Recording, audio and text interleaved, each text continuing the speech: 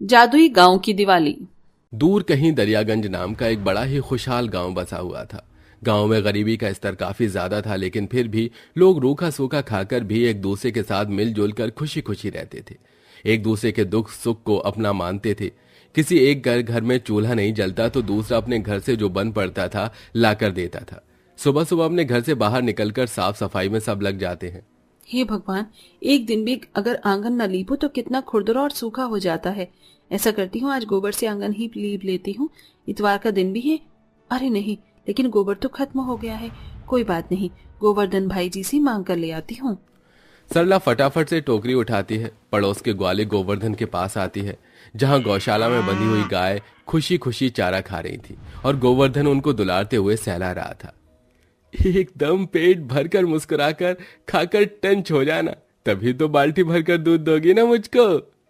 हाँ हाँ मेरी प्यारी गौरी, पहले मैं तेरी बचिया को ही दूध पिलाऊंगा, उसके बाद ही तेरा दूध दूकर लोगों को दूंगा। गोवर्धन को इस तरह से गाय के बछड़ों से बातें करता देखकर सरला बोलती है। गोवर्धन भाई, कभी कभी तो मैं समझ नहीं पाती, आप इन गाय बछिया की भाषा कैसे समझ पाते हैं।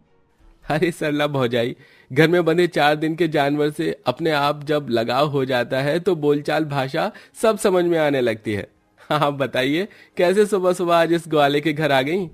वो घर लीपना था तो थोड़ा गोबर चाहिए था। क्या बात है, लगता है दिवाली की लिपाई पुताई अभी से ही शुरू कर दी है। फिर तो किशन भाई ने भी मिट्टी के दिए बनाने शुरू कर दिए होंगे। उनसे कहिएगा इस बार 500 दिए केवल मेरे लिए बना कर देंगे। पर गोवर्धन भैया, आप इतने दिए का क्या कीजिएगा? मेरी बड़ी इच्छा है सरला भाभी, इस बार लक्ष्मी नारायण जी के मंदिर में मैं घी के दिए जलाऊंगा। लक्ष्मी मैया की दया कृपा से ही तो मेरे गौशाला में इतनी गाय बछिया बढ़ रही हैं। सो तो है भैया, लक्ष्मी मैया बड़ी दयालु हैं। अब देखिए ना, हम तो गांव के सीधे साधे लोग हैं और यहाँ पर इतना रोजगार भी नहीं।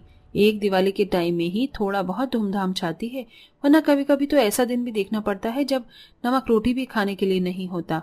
फिर भी लक्ष्मी मैया हम में से किसी को भूखे नहीं सुलाती, किसी न किसी को अपने रूप में भेज ही देती हैं। अच्छा, मैं जाती हूँ, घर आंगन लीपना है। इस तरह सब अपने अपने कामों में लग जाते हैं। दरियागंज गांव के समस्त लोग लक्ष्मी माता की पूजा करते थे और हर शुक्रवार को पूरा गांव माता का व्रत करके अपने अपने तमाम दिन भर के कामों को निपटा कर शाम ढले मंदिर में इकट्ठा होकर आरती भजन करते थे। सबकी जिंदगी गरीबी में भी सुख चैन से कट रही थी। हर बार की तरह इस बार भी दीपावली का त्योहार आने को था। किशन अपने आंगन में चाक पर मिट्टी के दिए बना रहा था। हे माता लक्ष्मी, दया कृपा करना, ताकि इस बार दिवाली पर मेरे बनाए मिट्टी के दिए की बिक्री अच्छी हो जाए, ताकि मैं अपने बच्चों को दिवाली पर एक जोड़ी नए कपड़े दिला सकूं, उनके लिए थोड़ी बहुत पकवान बना सकूं और एक आधे पटाखे दिला सकूं और दिवाली का पहले न्योता आपको दे पाऊं माता। सबके दिलों में अपने प्रति प्रेम आदर देखकर बैकुंठ में बैठी माता लक्ष्मी प्रसन्न थी। देख रही है न नारायण, मेरी भक्त मुझे अपने घर में न्योता दे रहे हैं। हाँ देवी लक्ष्मी, देख रहा हूँ। तुम्हारे प्रति इनके दिलों में श्रद्धा प्रेम भरा हुआ है, तो तुम्हारा भी कर्तव्य बनता है कि तुम इस गांव में धन वैभव की बारिश करो और इस गांव की गरीबी को हर लो, इनके कष्टों को मिटाओ माता लक्ष्मी। अवश्य नारायण, इस धनतेरस पर मैं दरियागंज गांव में अन्न धन की बारिश करूंगी। माता लक्ष्मी ऐसा सोच रही थी, तभी नारद मुनि उनके सामने प्रकट होते हैं और चिकनी चुपड़ी बातें करने लगते हैं। नारायण नारायण, माता लक्ष्मी को नारद मुनि का प्रणाम। प्रणाम नारद श्री, कहिए कैसे आना हुआ? मैं तो आपको केवल बताने आया हूँ माता लक्ष्मी, कहीं ऐसा ना हो कि आप इस गांव के निवासियों को अन्न धन से भर दें और ये भी नरकासुर की तरह अहंकार में आ जाएं। पहले इनकी भक्ति की परीक्षा तो ले लीजिए माता। नारायण नारायण। यदि ऐसा है तो ठीक है, अब मैं इस गांव की परीक्षा लूंगी, ताकि ये निश्चय हो जाए कि मेरे भक्तों की भक्ति सच्ची है। क्योंकि मुझे संपूर्ण दिल और मन से आशा है कि मैं किसी के भी दरवाजे पर जाऊंगी, वो मुझे भोजन कराए बिना नहीं लौटाएंगे। इधर कुम्हार से लेकर शिल्पकार, मूर्तिकार, ग्वाले, सभी के घरों में दिवाली की खुशियां काफी दिन पहले से ही छाई हुई थी। सभी के मुख पर माता लक्ष्मी का ही भजन था। तभी दिवाली से 2 दिन पहले धनतेरस के दिन माता लक्ष्मी एक कोढ़िन स्त्री का रूप लेकर गांव में आती हैं। उनके शरीर पर घाव लगे थे, सबसे पहले वो कुम्हार के घर का द्वार खटखटाती हैं, जहां सरला चूल्हे पर गर्मा गर्म पूरी बना रही थी और उसके दोनों बच्चे राजू पिंकी प्लेट लेकर बैठे थे। मम्मी मम्मी जल्दी से पूरी दो ना। हाँ हाँ देती हूँ राजू, थोड़ा सब्र तो रख बेटा। ये ले गर्मा गर्म नमक वाली कचौड़ी खा ली। मुझे भी तो दो माँ। तू भी ले। सुनो जी, तुम भी आकर बैठकर खाना खा लो, गर्मा गर्म पूरियां तल रही हूँ। पहले बच्चों को खिलाऊं भाग्यवान। तभी कोड़ेन औरत के बीच में माता लक्ष्मी दरवाजे पर आकर खाना मांगती है। माता लक्ष्मी के नाम पर 2 पूरी मुझ कोड़ेन को भी खिला दो बेटी। सरला कोड़ेन के घावों पर मक्खियां भिनभिनाते देखकर घिन करने लगती है। तभी गांव के पंडित जो कि धनतेरस की कथा कहने के लिए सरला के घर में पधारे थे, वो बोले, हाय हाय, अरे किशन, सरला इतने शुभ धनतेरस के दिन में किस पापिन कोढ़ी की जात का मुंह देख लिया। जय लक्ष्मी माता, जय लक्ष्मी माता। अरे ओ औरत, चल भाग यहाँ से।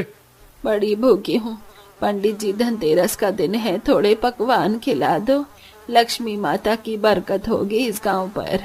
अरे चल भाग यहाँ से, हमारे गांव में क्या पकवानों का भंडार भरा है जो तुझ जैसी कोढ़ी को बांटते फिरे। भाग नहीं तो चमड़े की चप्पल से मारूंगा। इस तरह देवी लक्ष्मी कुम्हार के दरवाजे से तिरस्कार के साथ भगाई जाती हैं, जिसके बाद वो गोवर्धन के घर पर पहुंचती हैं, जहां बुजुर्ग माँ सीतामणि लक्ष्मी जी को भोग लगा रही थी। उन्होंने वहां भी खाना मांगा, परंतु कुछ भी नहीं पाया। पकवान न खिला सको तो रूखी सूखी रोटी ही दे दो, खाकर चली जाऊंगी। अरे तुझे कहा ना कुछ नहीं है, चल जा। हम तो खुद गरीबी में नमक रोटी खाकर जी रहे हैं, थोड़े से पकवान बने हैं वो भी तुझे खिला दिया जाए तो हम क्या खाएंगे।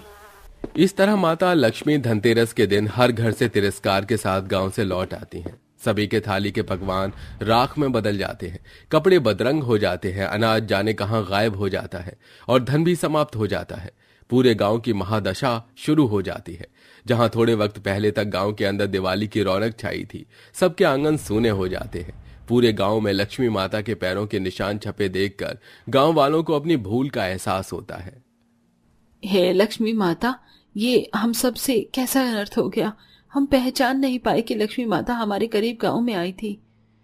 जाने अनजाने में ही सही, लेकिन हमसे पाप हुआ है। जिस माता लक्ष्मी की दया से हमारे गांव के लोग तृप्त होकर खाते आए हैं, जब वही देवी लक्ष्मी हमारे दरवाजे पर आई, हम उन्हें एक रोटी नहीं दे सके। हे माँ, हमारी भूल के लिए क्षमा करो। पूरा गांव अपनी भूल के लिए माता लक्ष्मी के मंदिर में जुटकर प्रार्थना करते हैं।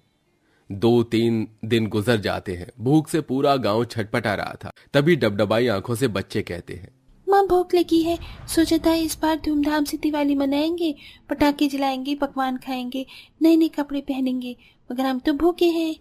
माँ, मुझको बहुत भूख लगी है, सूखी रोटी खाने को दे दो। कहाँ से दूं मेरे लाल, आज दिवाली के दिन हमारे गांव में अंधेरा छाया है। हे माँ लक्ष्मी, हमारे भूल की सजा हमारे बच्चों को मत दो। गांव को इसके अंदर विलाप करता देखकर लक्ष्मीपति नारायण कहते हैं, देवी लक्ष्मी, अपने क्रोध को भूलकर अपने भक्तों की सुधि लो। आज दिवाली है, अक्सर भक्तों से भूल होती है। भगवान का धर्म होता है उन्हें क्षमा करना।